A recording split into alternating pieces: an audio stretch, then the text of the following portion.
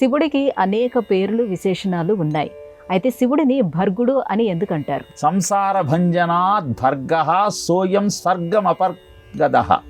అంటే ప్రతి మానవుడు కోరుకునేది ముక్తి కావాలని. మానవ జన్మ దుర్లభమైనది. 84 లక్షల జీవరాశులలో కారణ జన్మ మానవ జన్మ మాత్రమే. అందుకే మానవ జన్మ ఎత్తిన ప్రతి ఒక్కడు ఈ సంసార సాగరాన్ని దాటి ఆ సర్వేశ్వరుడి సన్నిధికి వెళ్ళాలని కోరుకుంటాడు. అలాంటి సంసారాన్ని భర్జనం అంటే అంతం చేసి స్వర్గాన్ని ప్రసాదించేటువంటి లక్షణము కలిగినది కనుకనే శివతత్వాన్ని కీర్తిస్తూ భర్గ అని సంబోధిస్తారు.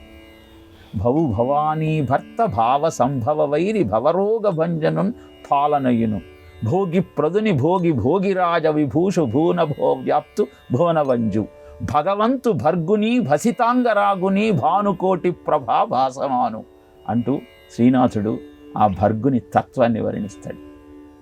భగవాన్ ఇతి భర్గ అని కూడా అంటారు. భగము అంటే ప్రకృతి అని అర్థం. అన్ని ఆనందాలు లభించేది ప్రకృతి నుంచే. అలాంటి ప్రకృతిని శాసించేవాడు కనుక ఆయన భర్గుడయ్యాడు. నీ ఆనందాన్ని నీకు ప్రసాదించేటువంటి తత్వమే భర్గుని తత్వం.